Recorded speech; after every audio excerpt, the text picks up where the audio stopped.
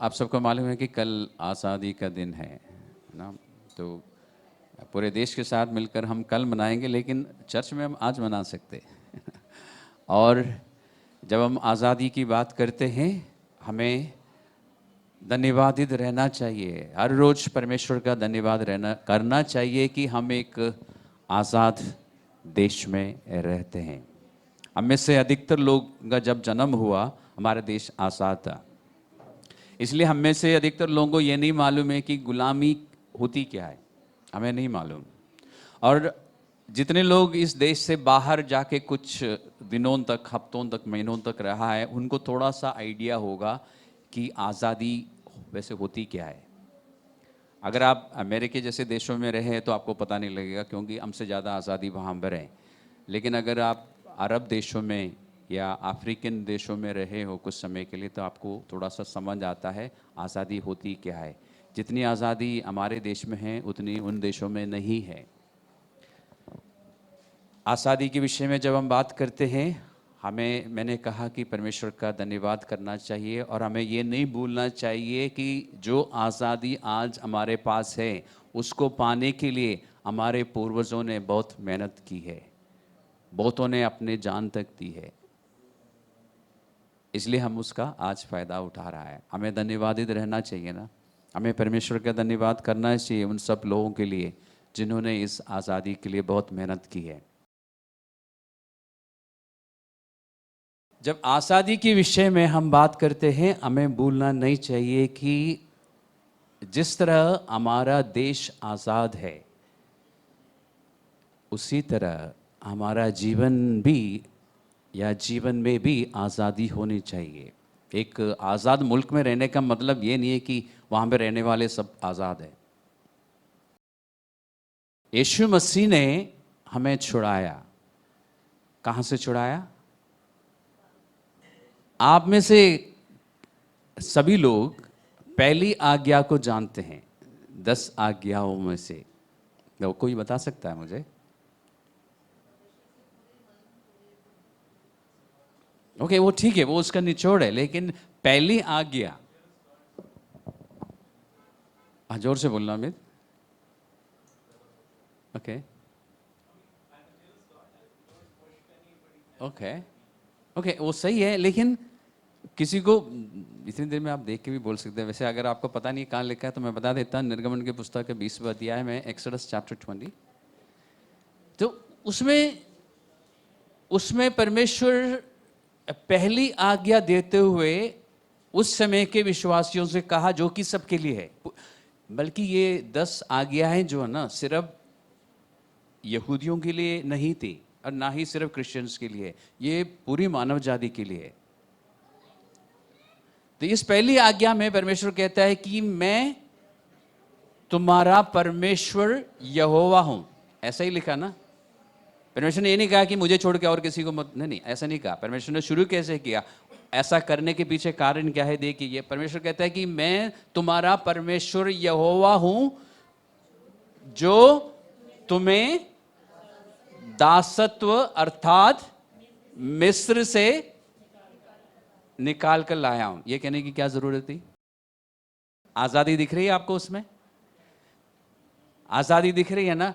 परमेश्वर आपको ये कहने से पहले कि मुझे छोड़ के औरों की पूजा मत करना, साधारण भाषा में आराधना मत करना, परमेश्वर अपनी पहचान देते हुए कहते ना कि मैं वो परमेश्वर हूं जिसका नाम यहोवा है। क्योंकि दुनिया में हर तीसरा कहता है कि मैं ईश्वर हूं।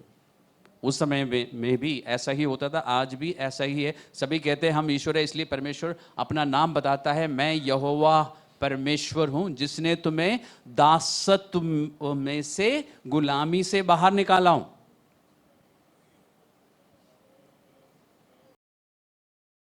मैं समझता हूं यहूदियों के लिए आज़ादी शब्द का मतलब समझना बहुत आसान था और परमेश्वर से लिपटे रहना बहुत आसान था। मैं नहीं कह रहा कि उन्होंने ऐसा किया हमेशा, लेकिन आसान था। क्योंकि गुलामी क्या है उन्होंने अनुभव से जाना था। वहां से जितने भी लोग निकले थे ना उस समय, उनको मालूम था, यानी पर्सनल एक्सपीरियंस था गुलामी का, दासत्व का। इसलिए परमेश्वर से लिपटे रहना। जैसे एक जगह पे परमेश्वर कहता है ना, जैसे लुंगी जब हम बांधते हैं तो शरीर से अच्छी तरह कमर में बांध के रखता है ना। और ये जो मैं बात कर रहा हूँ बाइबल में है, कहाँ पर है? यिर्मयाह की पुस्तक में 11 का 13 में देख लेना या 13 का 12 में देख लेना, इन दोनों में से एक जगह मिलेगा। परमेश्वर कहता है कि ऐसे मैंने तुम्हें अपने से लिपटा के रखा है, लेकिन तुम लोग रहना नहीं चाहते थे। तो उनका वो हाल था, हम ऐसा नहीं होंगे। उन्होंने जो कुछ भी अच्छा किया है उसमें से हम बहुत कुछ सीख सकते हैं, उन्होंने जो कुछ गलत किया उसमें से भी हम सीख सकते हैं कि हम नहीं करेंगे ऐसा, हम अपना ध्यान रखेंगे। ठीक है, इसी तरह हमारे लिए पवित्र शास्त्र कहता है कि यीशु मसीह ने आपको, कोलोसियों की पत्रिका 1 अध्याय का 13वां पद में मिलेगा कि अंधकार के वश में से छुड़ाया। वो है आजादी। हम अंधकार के वश में थे, शारीरिक दीदी से हम आजाद थे, लेकिन मन में और आत्मा में, थोड़ा सा पीछे को जाइए, यीशु मसीह से मुलाकात होने से पहले आपकी जिंदगी कैसे थी? याद कीजिए। हम आजाद नहीं थे, मन में और आत्मा में हम आजाद नहीं थे। लूक रचित सुसमाचार, लूक का उसका 13वां अध्याय में चलते हैं हम। वहां पर एक चित्र है, उसको देखिए। आज हम सिर्फ चर्चा कर रहे हैं, आज मैं सिखाना नहीं चाहता हूं, आपको दिखाना चाहता हूं, फिर आप बताएंगे कि आपको क्या दिख रहा है। तो हम सब मिलकर इस पर चर्चा करेंगे। लूक 13:10, लूका 13:10 में एक घटना घटी है, वहां पर कुछ हुआ, उस बारे में देखते हैं। सब्त के दिन वे एक आराधनालय में उपदेश कर रहा था यीशु मसीह। वहां एक स्त्री थी जिसे 18 वर्ष से एक दुर्बल करने वाली दुष्ट आत्मा लगी थी। इस बात पर ध्यान देना, एक स्त्री कितने साल की थी हमें नहीं मालूम, लेकिन 18 वर्ष से ज़्यादा उम्र की थी। वैसे स्त्रियों की उम्र नहीं बताई जाती बाइबल में, दुनिया में कहते हैं कि पूछना नहीं चाहिए, है ना। स्त्रियों से उम्र नहीं पूछी जाती ना, बर्थडे मनाते हुए हम नहीं पूछना कितने साल हो गए, नहीं पूछते हैं। लेकिन बाइबल में एक स्त्री की उम्र दे रखी है। ठीक है, ढूंढ लेना किसकी है वो। वहां पे एक स्त्री थी जिसको 18 वर्ष से एक दुर्बल करने वाली दुष्ट आत्मा लगी थी, और वे कुबड़ी हो गई थी और किसी रीति से सीधी नहीं हो सकती थी। वो चित्र आपके सामने आ रहा है, एक स्त्री कुबड़ी हुई है, यानी वो सीधी नहीं चल सकती, ऐसे झुक के चल रही है। बुढ़ी नहीं थी वो, कारण बता रखा है, एक दुष्ट आत्मा लगी हुई थी, उसके शरीर में चिपक के बैठी हुई थी, जिसकी वजह से वो सीधी नहीं चल सकती थी। कितने साल से? 18 साल से उस हाल में थी, वो बंधी हुई थी। शरीर और मन और आत्मा तीनों जगहों में वो आजाद नहीं थी। जब यीशु मसीह से उसकी मुलाकात हुई तो क्या हुआ? यीशु ने उसे देखकर बुलाया और कहा, हे नारी, तू अपनी दुर्बलता से छूट गई, यानी तेरी आजादी का समय अब है। ओके। तब उसने उस पर हाथ रखे और वे तुरंत सीधी हो गई और परमेश्वर की बढ़ाई करने लगी।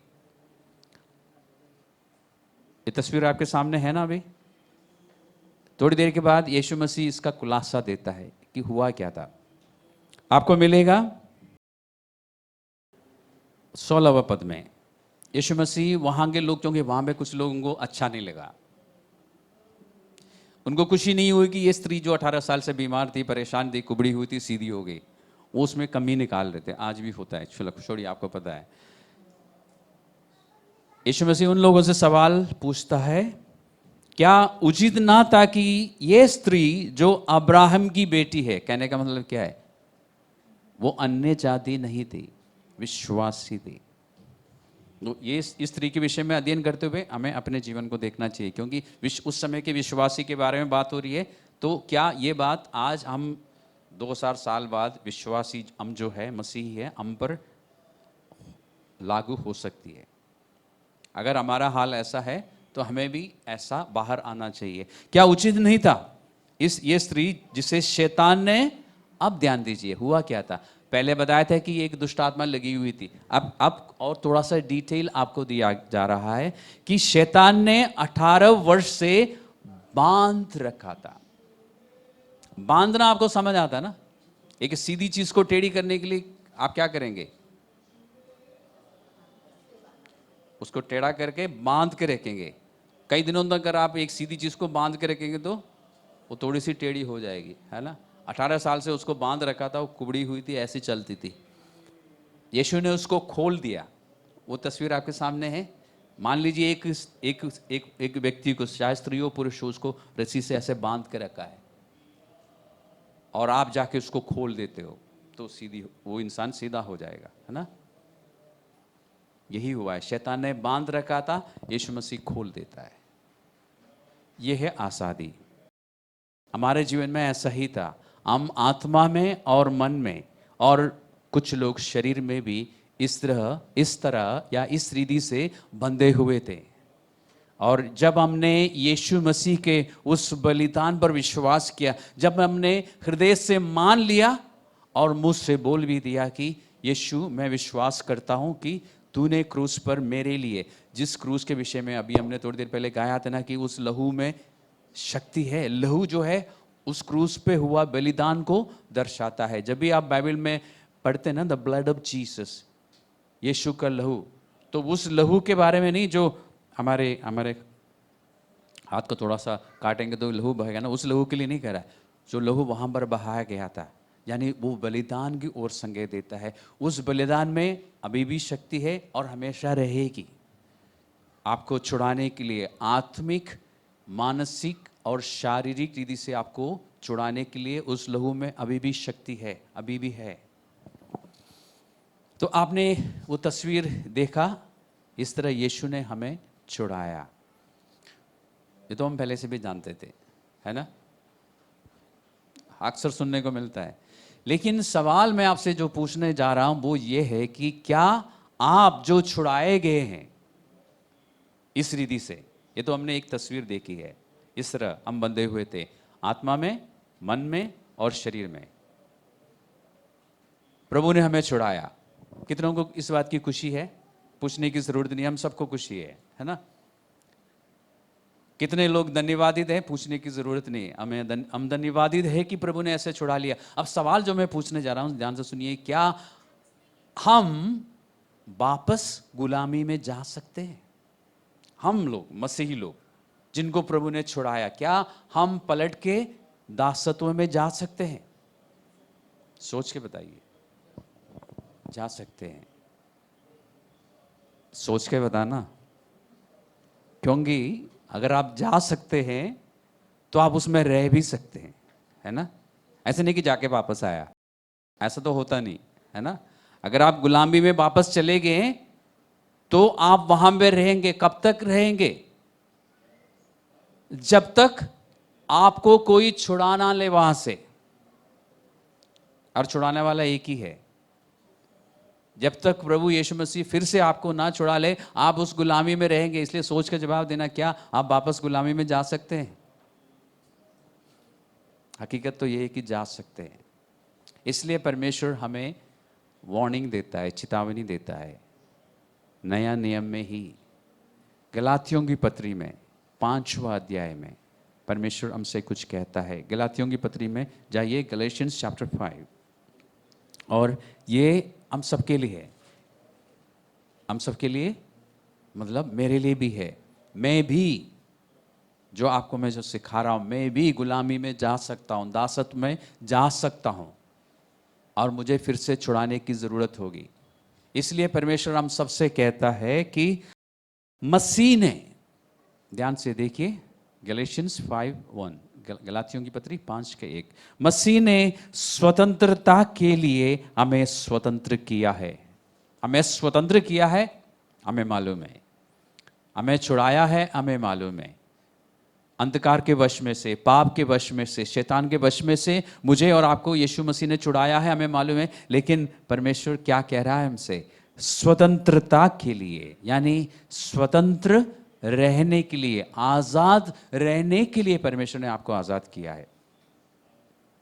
तो हमें ध्यान रखने की जरूरत है, मुझे ध्यान रखने की जरूरत है कि क्या मैं उस आजादी में चल रहा हूं या उस आजादी में मैं जी रहा हूं, क्योंकि मैं वापस गुलामी में जा सकता हूं। बल्कि यहां पे लिखा है, अतः इसी में स्थिर रहो। किसका काम है वो मेरा काम है, वो पास्टर का काम नहीं है। स्थिर रहने में पास्टर्स, टीचर्स, सिखाने वाले लीडर्स आपकी सिर्फ सहायता कर सकते हैं, आपको बता सकते हैं, आपको समझा सकते हैं, आपको वचन से दिखा सकते हैं, लेकिन स्थिर रहने का काम आपका है, वो फैसला आपके हाथ में है। आजाद रहने के लिए यीशु मसीह ने आपको आजाद किया है, इसलिए उसमें स्थिर रहो। यहां तक कह के परमेश्वर ने अगर फुल स्टॉप डाल दिया होता तो बहुत अच्छा था, लेकिन परमेश्वर इतना प्यार करता है, कुछ और भी इसके साथ कहता है। क्या कहता है? और दासत्व की जुए में फिर से ना जूतो, फिर से गुलामी में वापस मत जाओ। Don't go back to slavery again. तो परमेश्वर ने मुझे और आपको किस लिए छुड़ाया? ताकि हम स्वतंत्र रहे, आजाद रहे। उसमें क्या करना चाहिए? हमें स्थिर रहना चाहिए। अगर नहीं रहेंगे तो क्या होगा? हम वापस गुलामी में चले जाएंगे और हमें पता भी नहीं चलेगा कि हम गुलामी में हैं। तो ये निर्णय, ये फैसला किसके हाथ में है? मेरे पास है, मेरे हाथ में है। स्थिर रहना मेरा काम है, मेरी जिम्मेदारी है। मसीहा को जानने के बाद, मसीही बनने के बाद उस आज़ादी में स्थिर रहना मेरी जिम्मेदारी है, मेरा काम है। यीशु मसीह ने यूहन्ना का, जो कि आप सब जानते हैं, यूहन्ना का 8वां अध्याय में कहा था कि उस समय के, उन दिनों में जिन लोगों ने विश्वास किया था। मैं उन दिनों में इसलिए कह रहा हूँ क्योंकि ये 2000 साल पहले की बात है, लेकिन उसमें हमारी शिक्षा है। प्रभु ने कहा कि यदि तुम मेरे वचन में बने रहोगे, उन लोगों से कहा जिन्होंने विश्वास किया, सारी दुनिया से नहीं कहा, उन लोगों से।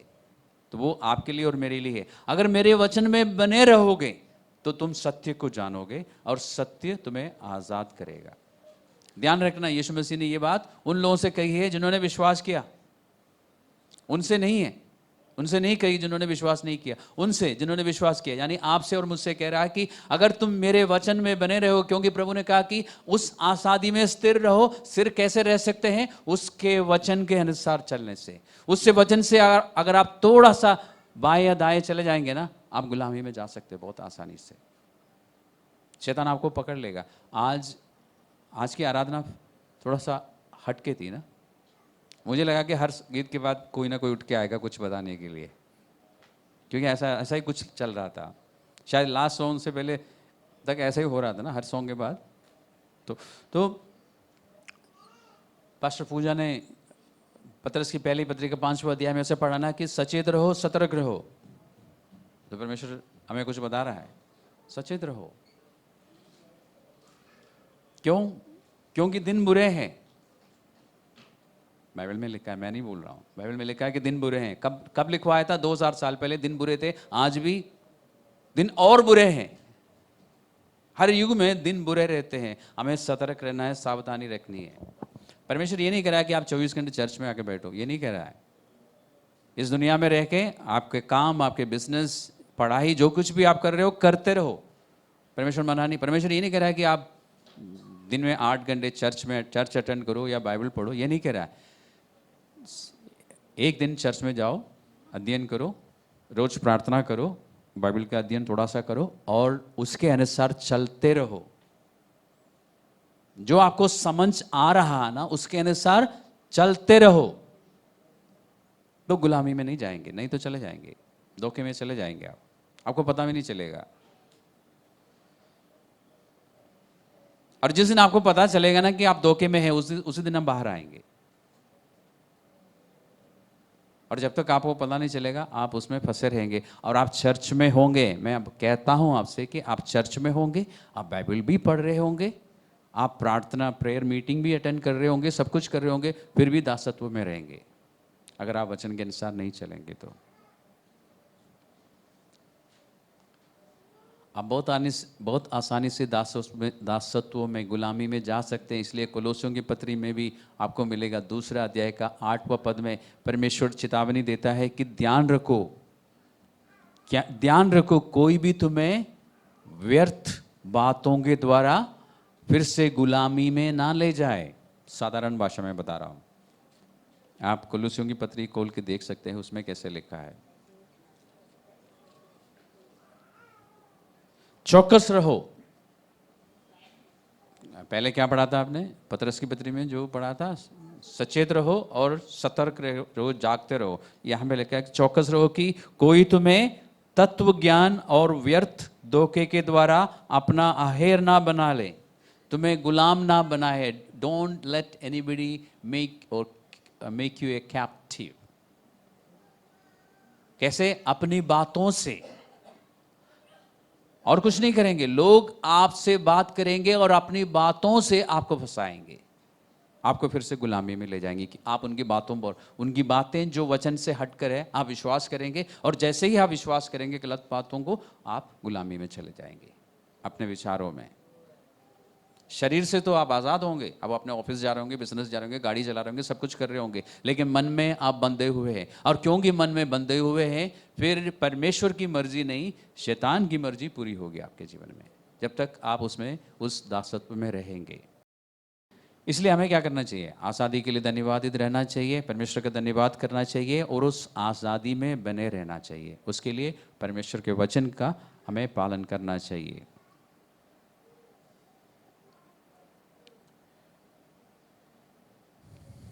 ये जो आज़ादी मुझे और आपको मिली है, ये परमेश्वर के वचन के अनुसार चलने की आज़ादी है, परमेश्वर को प्यार करने की आज़ादी है।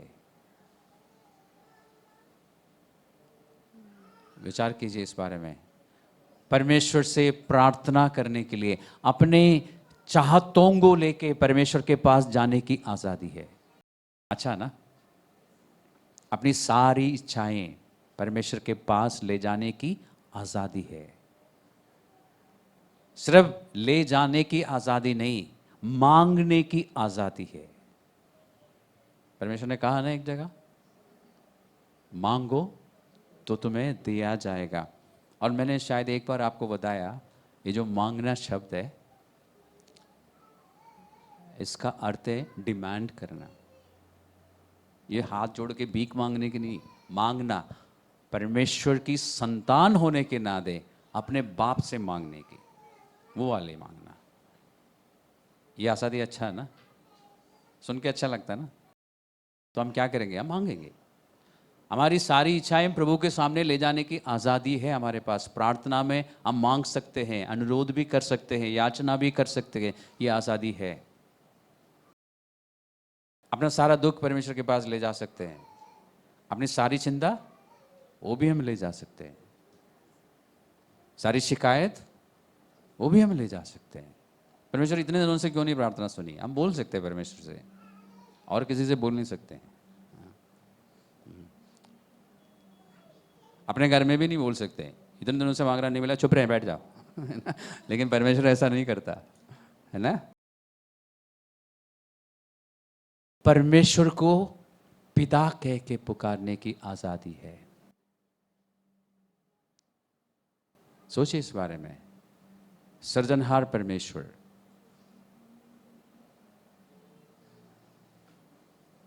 उस परमेश्वर को हे पिता कह के पुकारने की आज़ादी है। आपको याद दिलाना चाहूँगा, पहले भी बता चुका हूँ, यहूदी लोग परमेश्वर को हे पिता कह के नहीं पुकार सकते थे।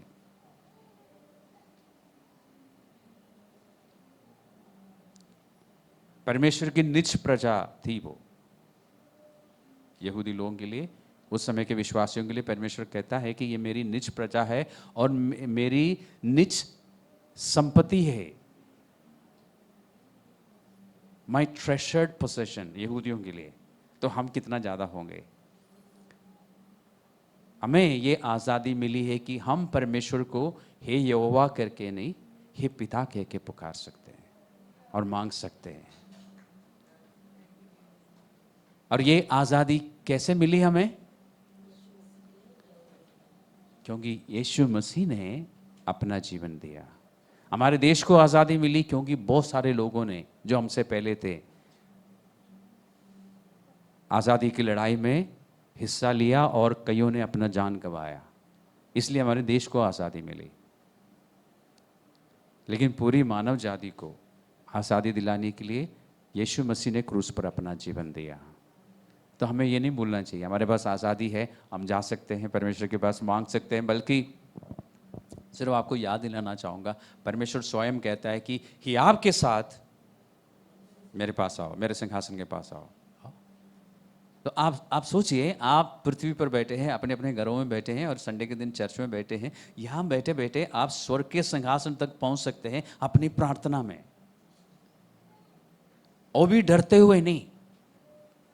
कहीं डांट तो नहीं मिलेगी, कहीं परमेश्वर नाराज, क्योंकि हमें मालूम है कि हमारे पास बहुत सारे पाप है, पता है हमने गलतियां की, हमें मालूम है हमने गलत सोचा है दूसरों के बारे में और अपने बारे में भी, हमने गलत बोला है, हमें पता है ना, हमने गलत किया भी है। लेकिन परमेश्वर कहता कोई बात नहीं, आओ मेरे पास आओ। ये आज़ादी क्यों मिली? क्योंकि यीशु मसीह ने हमसे इतना प्रेम किया और अपना जीवन दिया। तो हमें धन्यवाद करना चाहिए ना परमेश्वर का। जैसे आराधना को लेके मैंने कहा ना कि जब ये बात समझ आती है ना, तो हमारी आत्मा जो है उत्तेजित हो जाती है, और उन बातों को समझने के बाद उसके बदले आत्मा कुछ करना चाहती है, तब हमारे हाथ उठ जाते हैं, तब हम घुटनों के बल आते हैं, कई बार किसी के कहने से नहीं। तब हम तालियां बजाते हैं, वो म्यूजिक संगीत के जो बीट से उसके अनुसार नहीं, उसकी महानता को देखते हुए हमारी प्रतिक्रिया होती है वो। तो हमें क्या करना चाहिए? हमें डर नहीं है, हम डरते हुए परमेश्वर के पास जाते नहीं हैं।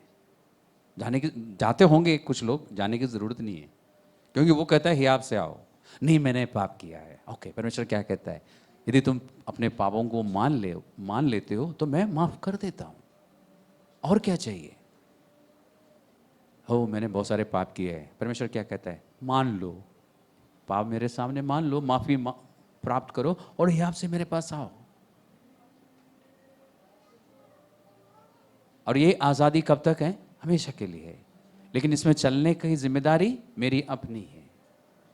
इसमें चलने के लिए मुझे क्या करना होगा? वचन, जितना वचन मुझे मालूम है, जो बातें परमेश्वर के विषय में आपको नहीं मालूम है, उनको लेके परमेश्वर कुछ नहीं कहता। लेकिन जो बातें आपको मालूम है उसके अनुसार चलो। देखिए कितनी अच्छी आज़ादी है हमारे पास। स्वतंत्र रहने के लिए परमेश्वर ने हमें स्वतंत्र किया है। इसलिए हम क्या ध्यान रखेंगे? उस स्वतंत्रता में बने रहेंगे और फिर से हम दासत्व में नहीं जाएंगे। अगर चले जाएंगे तो भी ध्यान रखना परमेश्वर है। जैसे ही हम परमेश्वर की ओर मुड़ेंगे, कुरिन्थियों की दूसरी पत्री में एक वर्ष आपको दिखाता हूं फाइनल। कुरिन्थियों की दूसरी पत्री का 3 अध्याय का 17वां पद।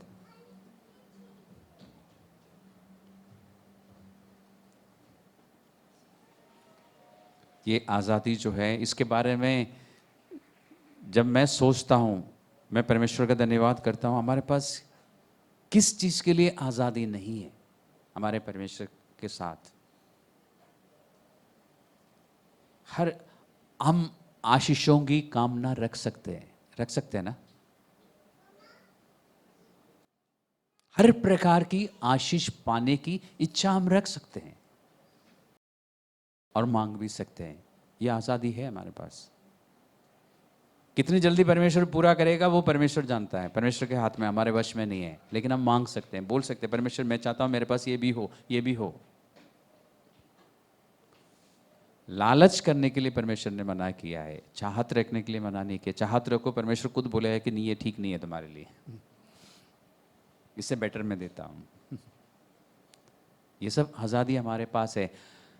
एक बार मैंने सिखाया था ना कि हमें मिलता नहीं क्योंकि हम मांगते नहीं हैं। हम परमेश्वर को परमेश्वर समझकर मांगते नहीं हैं, हम हियाब से, हमारे पास समय कम होता है मांगने के लिए और बातचीत करने के लिए।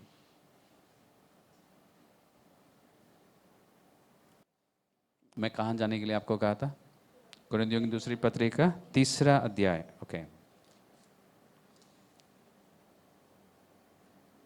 यहाँ पे लिखा है, जहाँ कहीं प्रभु का आत्मा है वहाँ स्वतंत्रता है। ये लिखा ना आपकी हिंदी बाइबल में?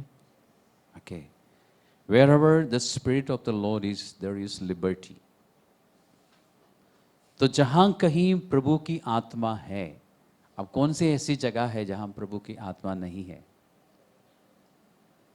कोई भी ऐसी जगह है? कोई भी नहीं है, हर जगह है। तो बात क्या हो रही है?